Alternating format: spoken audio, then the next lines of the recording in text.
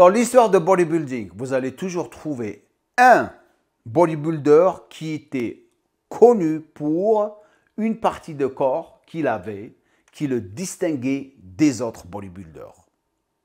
Exemple, lorsque on pense au pec, on va toujours penser à une seule personne. Jusqu'à maintenant, Arnold.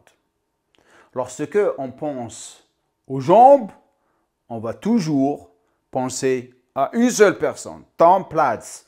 Personne n'a les jambes de Tom Platz. Jusqu'à maintenant, hein. Lorsque on pense au dos, au dorsaux, Dorian Yates, Ronnie Coleman. Aujourd'hui, on va parler de quelqu'un qui a une partie de corps qui n'est jamais jugée sur les podiums.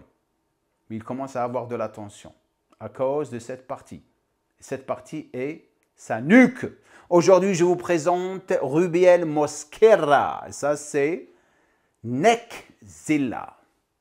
Let's go.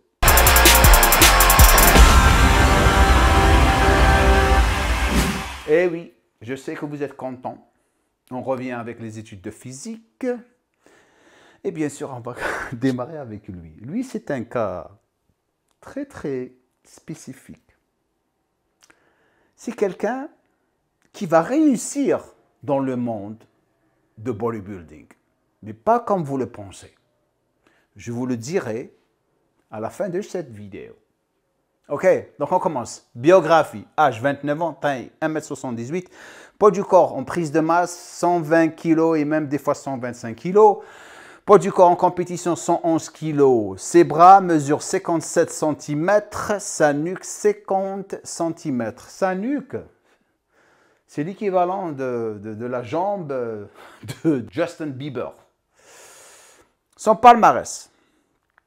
D'abord, il est avec l'IFBB Elite ou associé à l'IFBB Elite. C'est quoi la différence? Vous avez l'IFBB Pro League et vous avez Elite.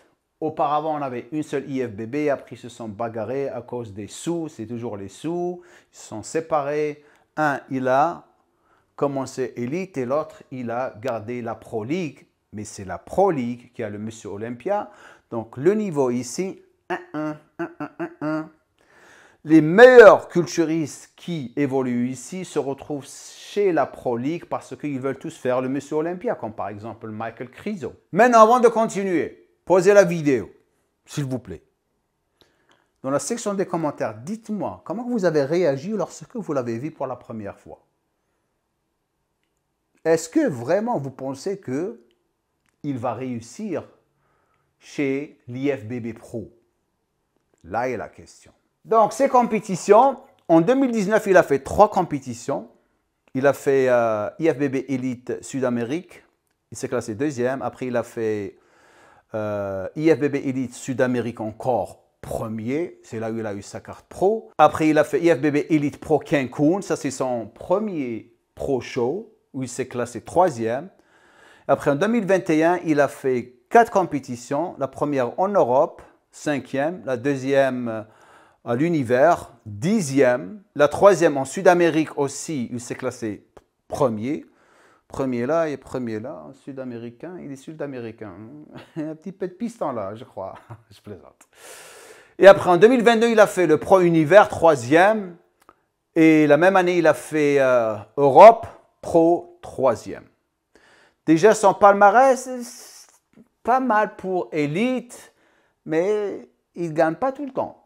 Et ça, c'est un petit problème pour les compétitions pro, s'il décide d'aller Pro League. On verra bien dans pas longtemps. Son analyse morpho-anatomique, alors, par rapport à son physique, c'est une personne qui a beaucoup de masse, mais son physique, c'est juste la nuque. Ok, je vais vous expliquer dans pas longtemps. Donc, clavicule étroite, un torse long, cage thoracique ample, génétique un petit peu bizarre. Cage thoracique ample, abdomen court, par rapport à la cage thoracique qui est ample, donc automatiquement ça va occuper beaucoup d'espace ici. Bras court, par rapport au torse.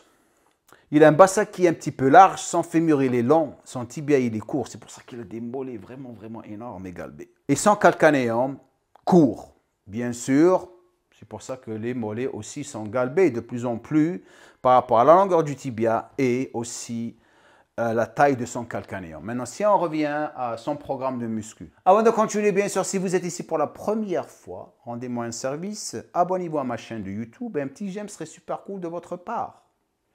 Autre chose, si vous êtes un coach sportif qui veut réussir dans le domaine de coaching sportif et vraiment rejoindre mon équipe de coach sportif international. C'est une formation incroyablement complète de l'entraînement, de la nutrition, de la programmation, mais surtout de la personnalisation. Et la personnalisation, c'est ce qui fait la différence avec les autres formations. J'avais déjà quelques connaissances, mais je peux te dire qu'avec cette formation, je suis passé au level supérieur. J'aimerais aussi parler de Jamcore, qui est un formateur exceptionnel et qui, malgré son emploi du temps très chargé, se montre toujours disponible et à l'écoute. Vous avez le lien au-dessous de cette vidéo. N'hésitez pas de cliquer sur le lien, remplir un formulaire et un membre de mon équipe va rentrer en contact avec vous pour vous donner toutes les modalités. Après avoir passé l'examen, vous allez avoir la chance de travailler avec moi personnellement et monétiser. Ok? Et on continue. Son style d'entraînement, la plupart du temps, c'est un 50-50, 50%. Des fois, il fait du volume, répétition entre 10 à 15 répétitions. Et des fois, il fait des séances où il va moins de volume.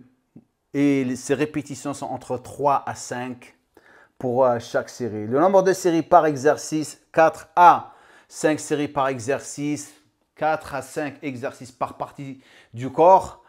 Sa diète, 5 à 6 repas par jour. Je n'ai pas trop trouvé d'informations sur sa diète, mais par rapport à ce que je vois, la plupart ils font la même chose. Sa diète, c'est à peu près 50%, je dirais, glucides, 30% à 40% protéines, mange trop de protéines, ok, pas trop de gras.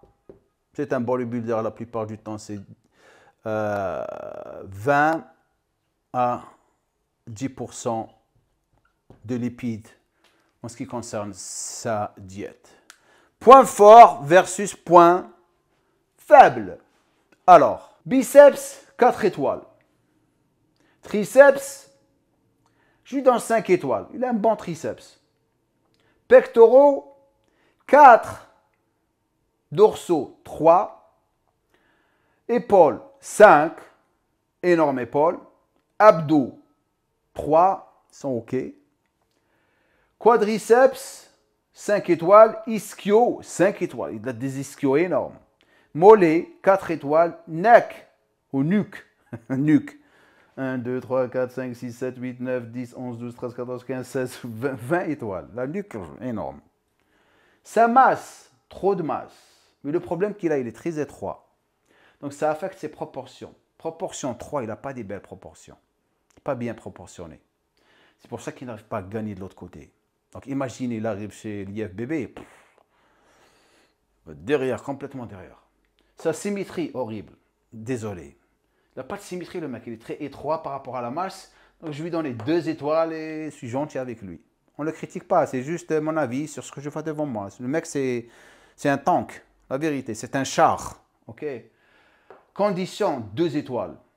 Le problème qu'il a, par rapport à ce que j'ai vu, c'est qu'il n'arrive pas à se classer premier parce qu'il n'arrive pas à se conditionner. Donc, si il veut se placer bien par rapport à sa génétique et sa morphologie, il faut qu'il soit sec, super sec. Il n'arrive même pas à être sec. Et ça, c'est un très grand problème. Donc, ça empire la shape de son physique.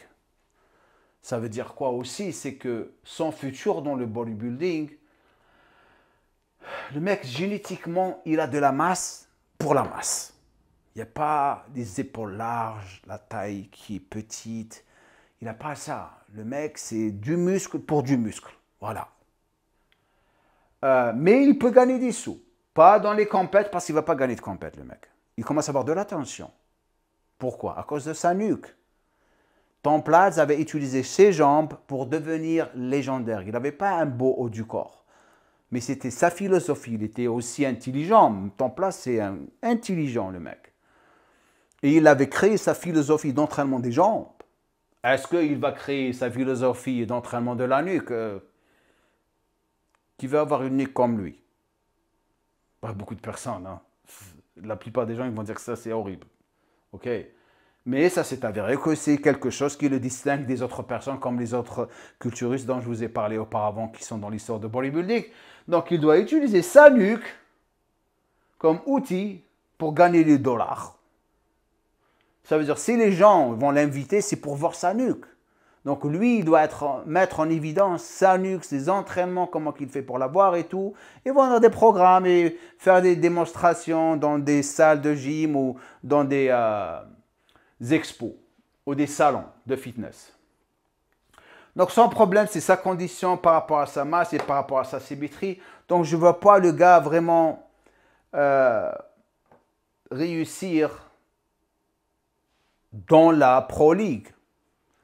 Parce que là, il n'arrive pas à se classer proprement. Donc, s'il bouge dans la Pro League, ça va être très, très dur pour lui pour gagner sa Pro Card. Même s'il la gagne. S'il la gagne, il arrive en bonne condition, il la gagne. Chryso, il est mieux que lui. Malgré que Chryso, il a une génétique qui est bizarre. Mais Chryso, il a un meilleur physique que lui. Il a les bras, il a un torse long, comme on a dit, d'un dos qui est un petit peu faible. Mais la condition de Chryso, le dernier Olympia, comme je l'ai mentionné la dernière fois, j'étais très très surpris. Il était en super condition, le mec. D'ailleurs, Chryso, je le vois vraiment rester dans les 10 premiers. Et maintenant, il faut qu'il se prouve, ou il prouve qu'il est vraiment un bon bodybuilder. Il commence à faire les compétitions pro ici aux États-Unis, pas en Europe. S'il veut vraiment grimper dans le classement, être classé dans les 5-6 premiers à l'Olympia. Ça, c'est Chryso, pas lui. Juste un exemple. Donc, j'ai tout dit sur lui. Je trouve que c'est quelqu'un d'unique par rapport à sa nuque. Unique par rapport à sa nuque. Et pas le type de physique que vraiment je trouve... Waouh. Vous me connaissez, moi.